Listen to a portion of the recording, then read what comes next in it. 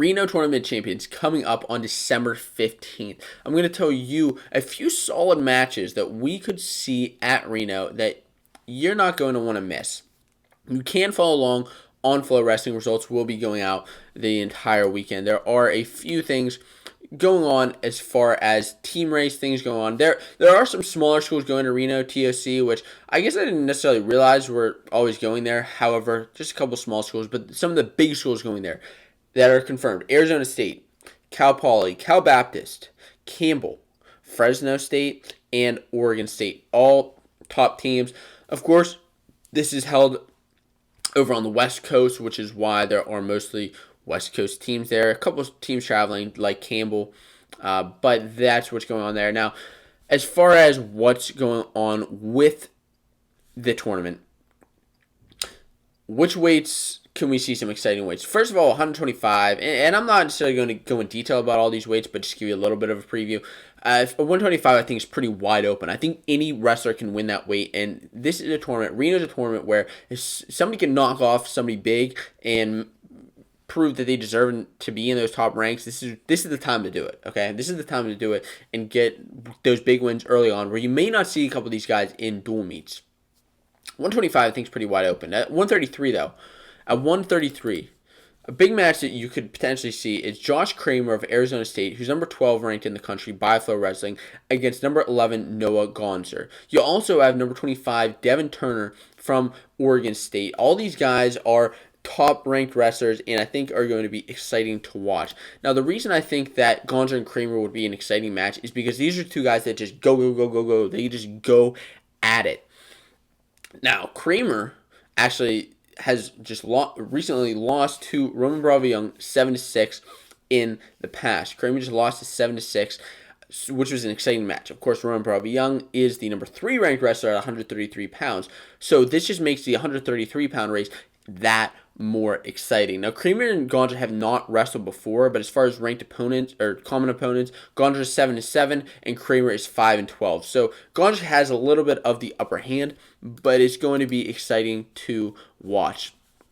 Going down the list, 141, you're going to see some tough wrestlers from Campbell, from Oregon State, as well as at 149. 157, I've already mentioned Teamer at Cliff Keen could be pretty exciting, but I'm interested to see how he's going to do at Reno. 65, another couple guys who just go at it are Josh Shields and as well as Quentin Perez. These are two guys that just go at it, and I'm interested to see how that match could shake out. I think that you're going to see a lot of these matches I'm talking about could potentially be finals matches, depending on where the seedings are, depending on where things shake out.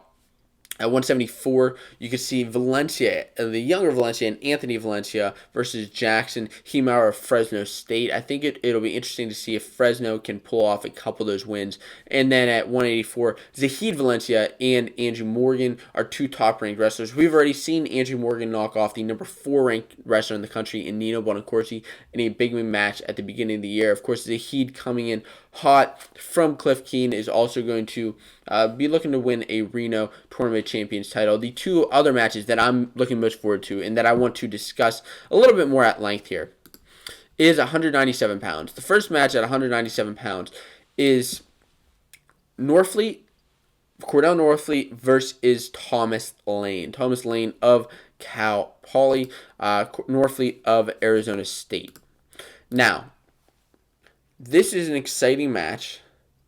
This is a very exciting match because Norfleet had pinned Ethan Smith in the past. And I just want to talk about a couple common matchups, common things that have happened.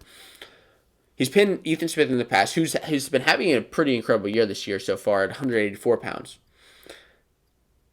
And Smith, of course, just beat McFadden.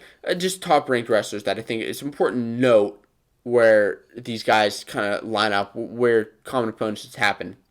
Now, Norfleet, you may know, just recently beat Kyle Cannell in the Arizona State versus Penn State duel, who just doubled through Cannell about 4 or 5 times. So that's something, of course, that Thomas Lane is going to have to look out for. This is a match, number 20 Norfleet versus number 10 Lane, where I think could be very interesting to see what exactly happens there. And I'm excited to see. Now, Lane, of course, has a few wins on the season so far.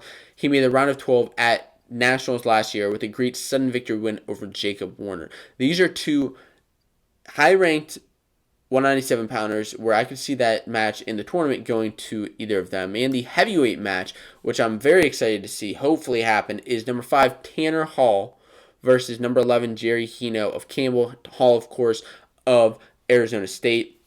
Now, Hall, so far, he has had a loss to the number 1 ranked wrestler in Anthony Cassar. He had a decent match with him. I think a lot of that came down to Cassar just trying to go for the pin because it would have put Penn State over the top. But Hall lost to Cassar. He also lost to Tate Orndorff on the season. But he does have a couple wins, and he is a highly regarded wrestler, and I'm interested to see.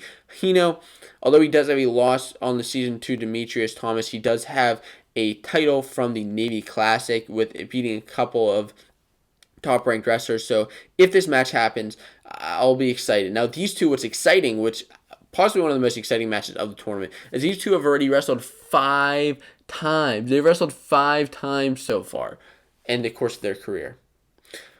What happened? Well, Hino won the first 3 matches and then lost the last 2, being the most recent over the last couple of years. The most recent time they wrestled was in sudden victory at Midlands.